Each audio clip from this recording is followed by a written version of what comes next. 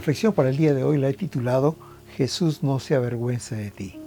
Y el pasaje base para esta reflexión se encuentra en Mateo capítulo 1, del versículo 1 al versículo 17. Sería bueno que la tengan en la mano para ver algunos versículos que estaremos tocando este pasaje. Este es un relato que nos habla de la genealogía de Jesucristo y parecería ser un pasaje un poco aburrido porque se mencionan nombres, muchos detalles y quizás pensemos que no hay una enseñanza práctica para el día de hoy. Sin embargo, déjeme decirle que de este pasaje podemos extraer muy ricas enseñanzas para nosotros. Nos muestra en pocos versos la línea de tiempo, por ejemplo, desde Abraham hasta Jesús. Dice que de Abraham hasta David hubieron 14 generaciones.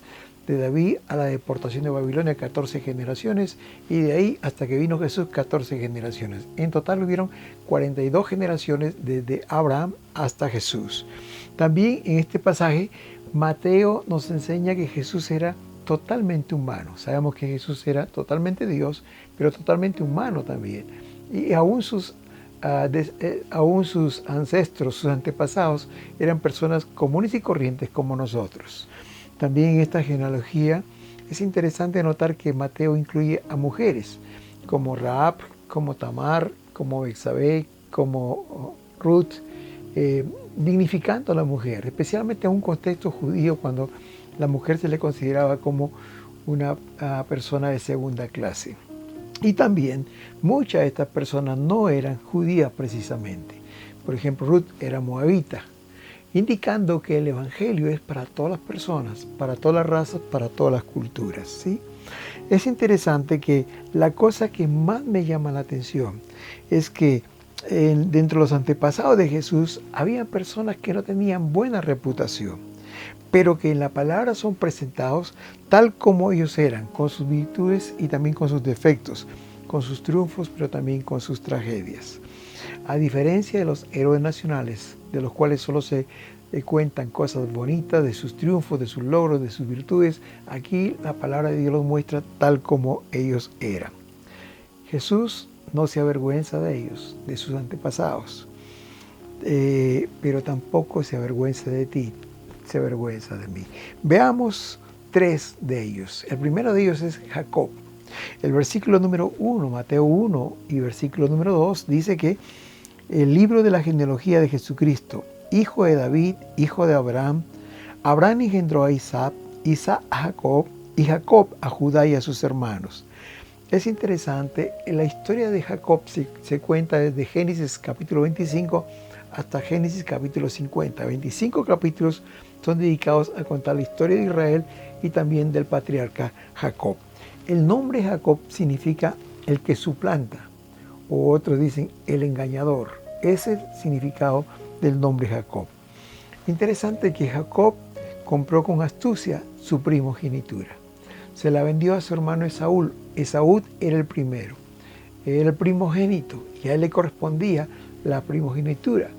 Pero un día que estaba cansado, Esaú, Jacob se lo vendió por un plato de lentejas.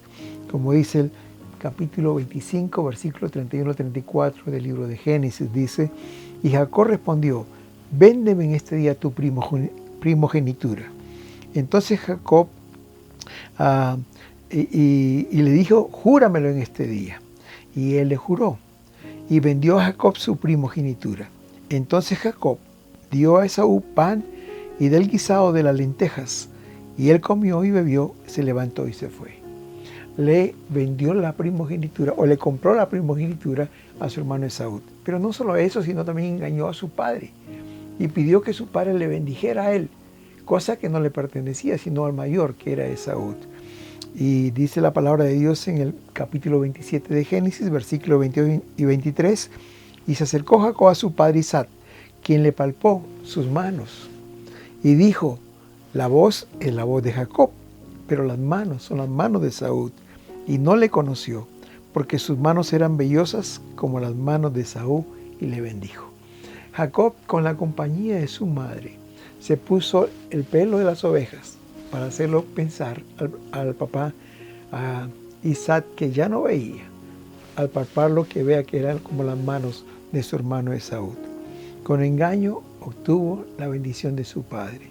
Pero estos engaños le llevaron a huir de la casa del padre, lejos, porque cuando su hermano se enteró de lo que había pasado, dice la palabra de Dios, como dice en Génesis capítulo 27, versículo 41, dice: llegarán los días de luto de mi padre, y yo mataré a mi hermano Jacob. Esaú amenazó con matar a Jacob cuando se encontrara con él. Por eso es que huyó. Y cuando él huyó tan lejos, él llegó a la casa de Labán. Labán era su tío, hermano de su madre. Y ahí estuvo con él y trabajaba para él. Se enamoró Jacob de su hija Raquel, pero bajo un engaño del papá Labán, lo hizo trabajar 14 años, 7 años por su hermana mayor y 7 hermanos por Raquel. 14 años trabajó para obtener como esposa a Raquel. Y después de un tiempo, tuvo que huir también Jacob de ahí, porque hubieron problemas con su suegro. Jacob engañó al suegro, y el suegro quiso perseguirlo, y él tuvo que huir con todas sus cosas, con sus hijos, con su esposa, con las concubinas que había tomado por esposa también, y tuvo que salir de allí. Durante el tiempo de regreso, oró a Dios.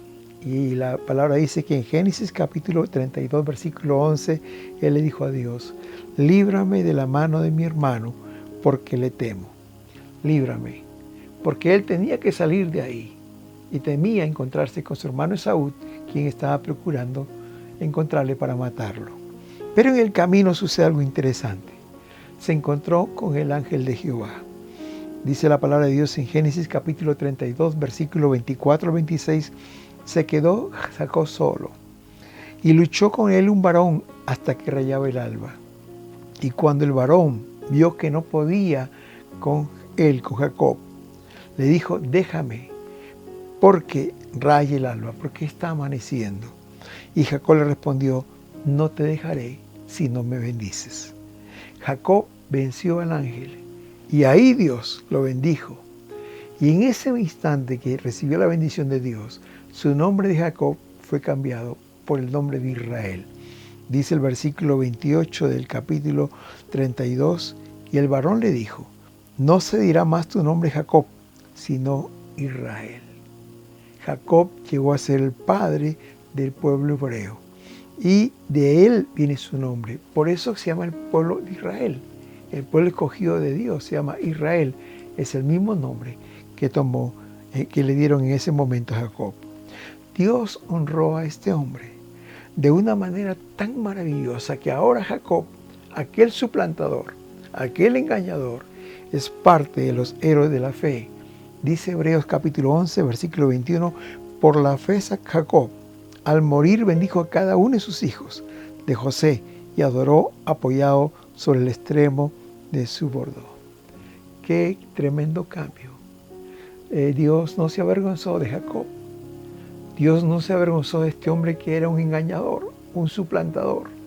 Al contrario, en Éxodo capítulo 3, versículo 6, dice el Señor: yo soy el Dios de tu padre, el Dios de Abraham, el Dios de Isaac y el Dios de Jacob.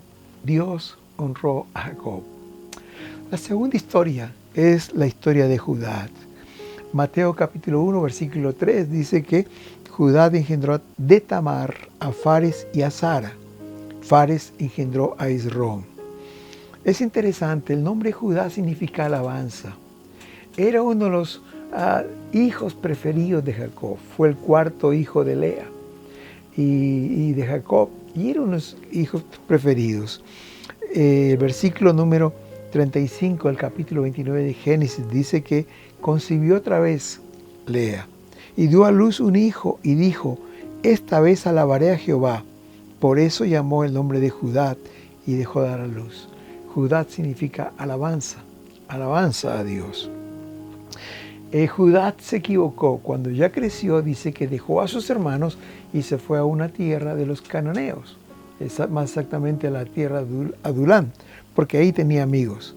Y ahí conoció a una mujer con la cual se casó. Nunca debió hacer esto porque él sabía que Dios había prohibido que se casaran con mujeres de otros pueblos, sino que se casaran entre ellos. Con ella Judá tuvo 3 hijos, llamados Onán y Sela. Para el mayor de ellos, Judá tomó también una mujer cananea, llamada Tamar. Pero dice la palabra de Dios en Génesis capítulo 38, versículo 7, que el primogénito de Judá, fue malo ante los ojos de Jehová, y le quitó Jehová la vida. No dice qué es lo que hizo de malo, sencillamente dice que fue tan malo que Jehová le quitó la vida. Judá le pidió a Onán, su segundo hijo, que tomara a Tamar por mujer, como era la costumbre de aquella época. Si el hermano moría, el siguiente hermano tomaba por mujer a la esposa del que falleció para que le diera descendencia. Y dice la palabra de Dios que él la tomó por esposa. Y siempre que ellos tenían relaciones, Onán eyaculaba fuera para no tener descendencia. Onán sabía que si nacía un hijo, el heredero o el primogénito iba a ser ese hijo que heredaría todo. Sería un hijo de y no un hijo de él. Por esa razón él no quería tener hijos. Pero dice la palabra de Dios que el Señor también le quitó la vida por esa acción. Judá le dijo a Tamar que se vaya a su casa. El último hijo que tenía, llamado Sela, era muy pequeño y le dijo que vaya a su casa. Realmente esto no debió hacer porque era como un desprecio a aquella mujer. Ya había salido de la casa de su padre y si ella volvía, iban a haber muchos comentarios y no era lo mejor. Quizás ella era el problema, que era estéril y por eso no podía tener hijos. Pero por otro lado, sus 2 esposos anteriores habían muerto y no era lo mejor. Fue un desprecio para ella, pero ella aceptó y se fue a la casa del padre pensando que cuando Sela crecía, se le iba a dar como esposo también a ella. Sin embargo, esta fue un engaño de Judá, porque la palabra de Dios dice que en el versículo 11 del capítulo 38, que dijo él que no quería que se quedara su nuera, no sea también que muera su hijo menor como sus hermanos. Realmente fue un engaño de Judá al despedir a su nuera y tratarla de esa manera. Sela era pequeño y no se podía casar. Por ese tiempo, la esposa de Judá murió y él se sintió muy triste. Había perdido sus 2 hijos, había perdido a su esposa y solamente le quedaba el hijo menor.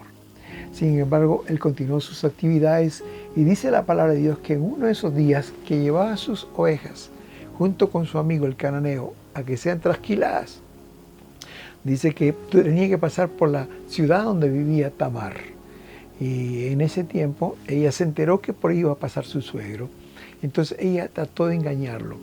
Se atavió con una vestidura diferente, se quitó el luto y dice que se arregló. Y se puso un velo en la cara, como era costumbre las rameras. Ella se disfrazó de una ramera para engañar a su suegro, Judá. Y dice la palabra de Dios que él se equivocó, se llegó a ella y tuvieron relaciones. Pero Tamar, antes de tener esta relación, le pidió una prenda que él iba a dar a cambio de ese tipo de relación. Y entonces Judá le prometió darle un cabrito y también le dio su sello, su bordón y su báculo, es decir, el anillo, el manto y el bastón, como una prenda. Y cuando él le diera el cabrito, iba a devolver la prenda. Días después, él mandó a darle el cabrito para que le dieran las prendas, pero no fue encontrada esta mujer. Y preguntando, su amigo no encontró y le dijeron que por ahí no había ninguna prostituta. Pero a los 3 meses de haber pasado este hecho, le informan a Judá que su nuera Tamar había fornicado y ahora se encontraba encinta. Y cuando le dieron esta noticia a Judá, el veredicto de Judá fue: sáquenla fuera y quémenla, como dice el versículo 24. Tamar tuvo que cargar con esta vergüenza, pero dice la Biblia que cuando ella la llevaban a ser ejecutada, ella tomó en sus manos las prendas que le había dado su suegro, Judá, y dijo: yo estoy embarazada del hombre que es dueño de estas prendas. Dice la palabra de Dios en el versículo 26 del capítulo 38. Entonces Judá reconoció estas prendas y él dijo: más justa es ella que yo, por cuanto no le he dado a Sela mi hijo y nunca más la conoció. Nunca más se llegó a ella. Yo creo que en este momento Judá se arrepintió de todo lo que hizo. Se sintió tan mal. Yo creo que en primer lugar delante de Dios, porque él conocía a Dios. Él se crió bajo el cuidado y la enseñanza de su padre, Jacob. Su abuelo era Isaac y su bisabuelo era Abraham. Él era un patriarca del pueblo de Israel. Él sabía lo que había hecho. Y estoy seguro que en ese momento él se arrepintió. Y se dio cuenta en primer lugar que él no había cumplido su palabra de darle a su hijo como era la costumbre en aquel tiempo. Y él engañó a Tamar. Y en segundo lugar, él dijo, ella es más justa que yo. Ella es más íntegra que yo, porque yo la engañé. Yo no le di a mi hijo. Y ella no merece morir. Sin duda, ella no fue ejecutada en ese día. Las escrituras no nos dicen si Tamar se casó al final con Sela. Pero lo que yo sí puedo imaginar, producto de este arrepentimiento de Judá, es que él cuidó de ella. Y él cuidó de los niños que iban a nacer. Tamar tenía gemelos. Y luego nacieron estos dos niños, que se llamaron Sara y Fares. Y yo creo que él cuidó a estos niños. Judá había perdido 2 hijos. Pero ahora Dios estaba recompensando de alguna manera otros 2 hijos que había tenido con su nuera Tamar. Una cosa muy interesante, ¿saben, hermanos? De esta descendencia viene Jesús. Del hijo mayor, que era Fares, nació luego otro hijo y luego otro hijo. Fares llegó a ser el tatarabuelo del rey David en esta descendencia hasta Jesús. 11 capítulos después, en el capítulo 49 de Génesis, cuando Jacob ya era anciano, dice que él profetizó por cada uno de sus hijos. Y una de las profecías más hermosas y una de las más largas fue la que hizo para Judá. Dice la palabra de Dios en Génesis 49, 8, 10. Dice, Judá, te alabarán tus hermanos. Los hijos de tu padre se inclinarán a ti. Cachorro de león. Judá, de la presa subiste, hijo mío. Se encorvó, se echó como león. No será quitado el cetro de Judá. Y a él se congregarán los pueblos. Aquí está diciendo Jacob que Judá sería una tribu fuerte y valiente. Que Judá es comparado no como ese león enfurecido, sino como ese león que disfruta de la satisfacción del poder de su fuerza. Judá sería una tribu real, de la tribu de la cual vendría el Mesías, Jesucristo. De hecho, el símbolo de la tribu de Judá es un león. Jesús es un descendiente de esta tribu y es del linaje de David. En Apocalipsis capítulo 5, versículo 5, refiriéndose a Jesús, Juan el apóstol dice, he aquí que el león de la tribu de Judá, la raíz de David, ha vencido para abrir el libro y desatar sus 7 sellos. Hemos visto la historia de Jacob, la historia de Judá. La tercera historia es sobre Rahab, más conocida como Rahab la ramera. Mateo capítulo 1, versículo 5 dice, Salmón engendró a Rahab, de Rahab a Boz. Boz engendró de Ruth a Obed, y Obed engendró a Isaí, que fue el padre de David. Su historia se encuentra en Josué capítulo 2. Y la historia cuenta de que Israel había llegado muy cerca para la toma de la ciudad Jericó. Esa ciudad amurallada, impenetrable, pero estaba muy cerca. Y Josué, antes de tomar esta ciudad, envió a 2 espías para que miraran cómo era y cómo podían atacarla. Entonces estos espías fueron, y dice el capítulo 2, versículo 1, que fueron y entraron en la casa de una ramera que se llamaba Rahab y posaron allí. Quizás Rahab era consciente del oficio que tenía y cuántas veces se había sentido mal por este oficio que tenía de ser una prostituta. Pero quizás de repente era el único medio que podía subsistir él y su familia, que eran varios, sus padres y también sus allegados. Rahab atendió a los espías, los hizo entrar, pero es más, los escondió, porque la ciudad se había enterado que ellos estaban ahí y los estaban buscando. De hecho, el rey de Jericó mandó a buscarlos. Y dice versículo 3, versículo 4, entonces el rey de Jericó envió a decir a Rahab, saca a los hombres que han venido a ti y han entrado en tu casa, porque han venido para espiar toda la tierra. Pero la mujer había tomado a los 2 hombres y los había escondido. Rahab logró convencerlos que ya habían salido, y antes que se cerrara la puerta de la ciudad, al anochecer ellos habían huido. Y los hombres fueron tras los supuestos 2 espías que habían huido fuera de la ciudad. Cuando ellos se fueron, Rahab subió corriendo a la azotea donde estaban estos espías y les comenzó a contar. Pero les da un dato que es muy interesante, quizás por el cual ellos habían ido como espías a esa ciudad. Y ella les dijo que Jericó está desmoralizada y tiembla de miedo a causa de los israelitas. Qué buena noticia que ellos obtuvieron. Realmente lo que estaban buscando era eso, cómo se encontraba ese pueblo ante la inminente invasión de los israelitas.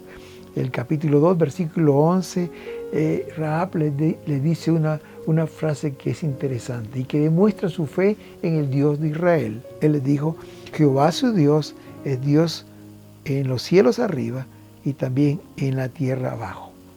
Es probable que a través de los años Rahab conocía mucho del pueblo de Israel, pero más que nada conocía del Dios de Israel, porque ella les cuenta todas las proezas que habían hecho y cómo habían vencido a pueblos mucho más grandes y poderosos que ellos. Rahab, por la noche, cuando ya todo estaba calmo, tomó una soga y los descolgó y les indicó cómo ir de aquel lugar.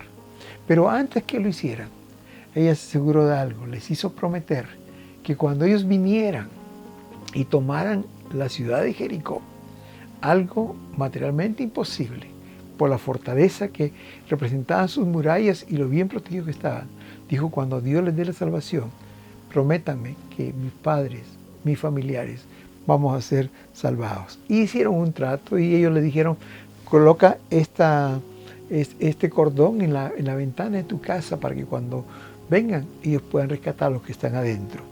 Y hicieron ese arreglo. Los bajó y ellos huyeron. Estoy seguro, hermanos, que después de esta experiencia, Rahab no fue la misma.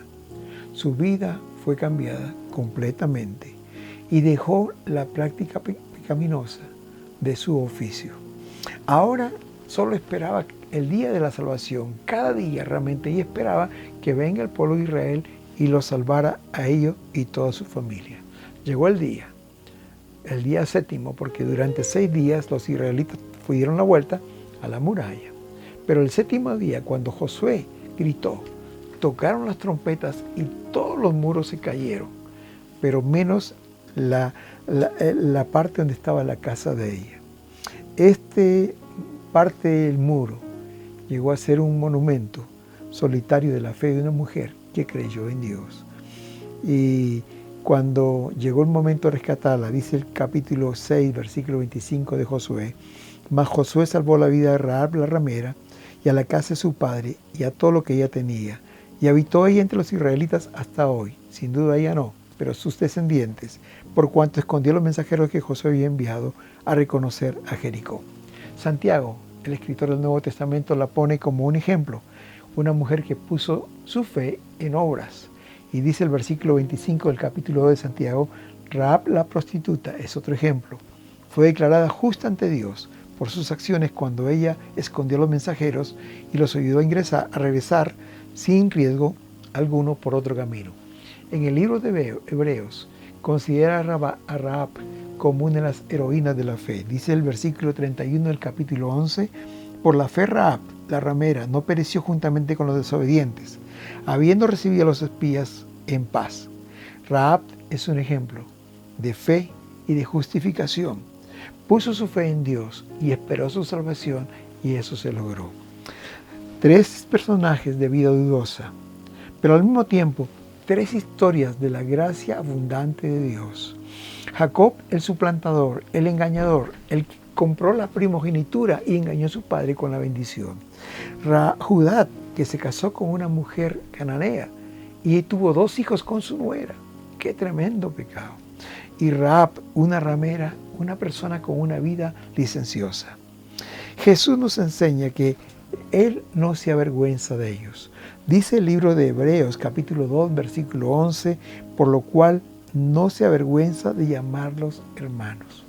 Qué tremenda enseñanza para nosotros, hermanos. Aquí hay 3 enseñanzas preciosas para aplicarlos a nuestra vida. En primer lugar, Jesús no se avergüenza que Jacob, que Judá y que Tamar y otros con una vida, con un testimonio dudoso, sean sus antepasados. Él no se avergüenza de ellos y los pone allí en la Biblia. Son sus antepasados. Pero en segundo lugar, Jesús no solamente no se avergüenza de ellos, sino que tampoco se avergonzó. Cuando Él vino, dice la Biblia que Él se juntó con publicanos y pecadores. Dice el evangelista Marcos capítulo 2, versículo 15 al 17, y los escribas y los fariseos, viéndole comer con los publicanos y con los pecadores, dijeron a los discípulos, ¿qué es esto que Él come y bebe con publicanos y pecadores? Y cuando Jesús escuchó esto, Él dijo, los sanos no tienen necesidad de médicos, sino los enfermos. No he venido a llamar justos, sino a pecadores. Jesús no se avergonzó de sus antepasados. Jesús no se avergonzó de juntarse con las personas que la sociedad rechazaba. Tampoco Jesús se avergüenza de ti. No importa cuán lejos nos hayamos ido de la casa del Padre, no importa qué tan bajo hayamos caído, si nos arrepentimos y volvemos a Él, Él nos recibe con los brazos abiertos. Su gracia es suficiente para cubrirnos y perdonarnos y aún usarnos como un instrumento útil en sus manos. Queridos hermanos, para quienes ya gozamos de la comunión con Dios, hoy alabamos a Dios por su gran amor, por su gran misericordia, por su infinita gracia que nos ha recibido, nos ha aceptado como sus hijos. Te pregunto, ¿no deberíamos nosotros responder con ese mismo amor, amándole a Él con todo nuestro corazón, obedeciendo y siguiendo sus mandamientos y sirviéndole en su obra? Recuerda, todo lo que podamos hacer por el Señor nunca podrá pagar lo que Él ya ha hecho por nosotros. Pero también para quienes aún no han recibido el perdón de Jesús y aún están caminando como caminaba Jacob, Judá y Rahab en senderos equivocados. Hoy es tiempo de volver a la casa del Padre. Él nos está esperando con los brazos abiertos. Oremos. Gracias nuestro Dios por tu misericordia, por no darnos el pago que nuestros hechos merecen. Pero también, Señor, en este día te damos las gracias por tu amor infinito, porque tú nos das a aquellos que quizás no merecemos, Señor. Gracias en este día por el privilegio de ser tus hijos y por el privilegio de caminar en tus caminos. Señor, te pido una bendición por todos tus hijos en este día. Pero también, Señor, te pido una bendición especial por aquellas personas que aún están luchando en un camino equivocado y no saben qué hacer ni a dónde ir. Señor, permite que ellos abran sus corazones a ti y permitan que tú entres en ellos, así como lo hiciste con Jacob en un momento difícil de su vida, así como lo hiciste con Judá, Señor, cuando él sintió que se vio descubierto de todo lo que había hecho, así como lo hiciste con Rahab, Señor, que podamos abrir nuestros corazones a ti y tú puedas entrar y transformar completamente nuestra vida. Gracias, Señor, porque sabemos que si esto hacemos, tú te vas a glorificar en nuestras vidas y tú nos vas a usar como un instrumento de bendición, bajo los cuales muchos se cobijarán y recibirán tu bendición en el nombre de Jesús. Amén. Que Dios te bendiga. Amén.